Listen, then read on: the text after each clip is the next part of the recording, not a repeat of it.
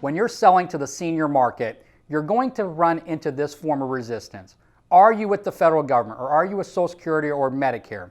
See, before understanding how to respond to this stall or objection, you must first understand why the prospect is actually saying this to you. See, most salespeople think that they're being asked this question because the other person wants to know if they're talking to Social Security or Medicare.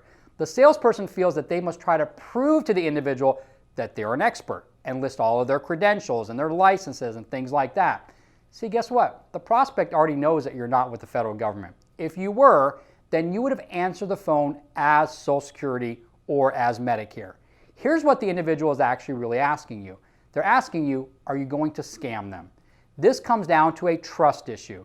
See, you must answer this question with the most utter confidence that you have. You must be prepared to give a clear answer and then go right into your discovery process. If you try to convince the prospect that you're better than Social Security or Medicare, it's going to sound like you're trying to hide behind something. You already know that it's going to benefit the prospect more talking to you than actually sitting on hold and talking to somebody with Medicare or Social Security that's not an expert in this field. You don't need to say that.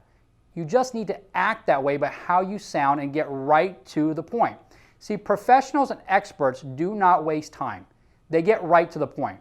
It's your fiduciary responsibility, it's a big word, it's your fiduciary responsibility to uncover the prospect's problem. Sell them on that problem so that they actually see you as the solution. So remember, always agree, always agree. Most of the time a salesperson feels that they must tell the prospect immediately all their credentials and why they're so much better than talking to Social Security or to Medicare.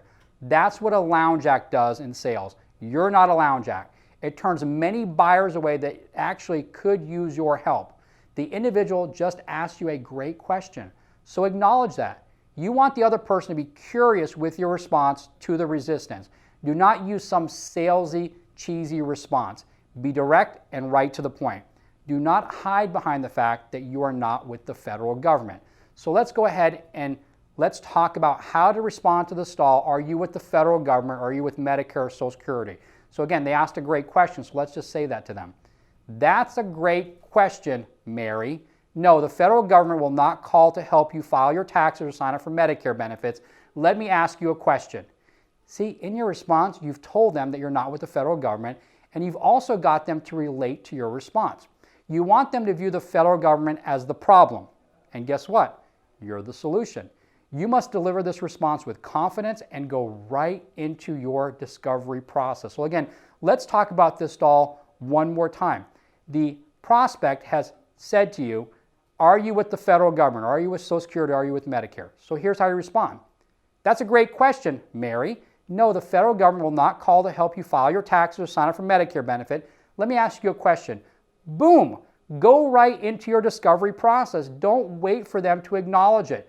Just the response is there to go ahead and allow you to continue the conversation. It's just there to help you continue the conversation. Because as the conversation continues, that prospect should find out that they're dealing with a rock star and they're dealing with an expert that they want to do business with.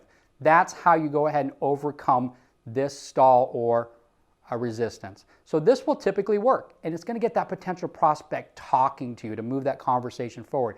You want to get to your discovery process as soon as possible to see if this is someone that you can even help. If this does not work, you're going to need a game plan to separate yourself from the federal government and make them feel that you're much more valuable than talking to anyone from Social Security or to Medicare. So let's say that this response to that stall doesn't work. What about if this prospect comes back and says, I still want to talk to Social Security or Medicare about this? Now what do you do? You don't want to be a deer in the headlight response. I call it the deer in the headlight response. You want to be already prepared for the stall behind the stall. And here's what you're going to go ahead and say to this prospect. I hear you, Mary. See, the problem with calling Social Security or Medicare is that you won't get me on the phone. If you'd be kind enough to give me a couple minutes of your time, you're going to realize that you'd rather deal with me. Let me ask you a question. Boom! Continue that conversation. Continue it. That right there should help that individual continue the conversation with you so that you can jump into the discovery process to find out how you can help them or even if you can help them. So let's do this again real quick. I hear you, Mary. The problem with calling Social Security or Medicare is that you won't get me on the phone. If you'd be kind enough to give me a couple minutes of your time, you're going to realize that you would actually rather deal with me. Let me ask you a question. See, that's how you overcome that stall behind the stall. Go right into gathering information, assume that they're going to follow your lead. So again, always remember, people respond emotionally. Never ever forget that. They say that most people buy 85% of the time emotionally, only 15% logically. Always put yourself in that other person's shoes.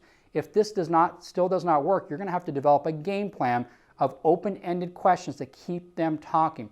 You can ask them things like, what questions do you have, or what are your concerns? See, remember, as long as they're still talking to you on the phone, you are still being granted an opportunity. Sell them on you. You can see that in these responses, I was selling them on me. That's what you want to do, is you want to sell them on you. Your goal is to continue the conversation until you both connect. See, intimacy is the biggest component of trust. And what you're trying to do in this response is you're trying to create intimacy that they view you as the person that they want to deal with. Now that you understand how to respond to this stall and the stall behind the stall, go out there and be a sales rock star and be that person that will help them move forward.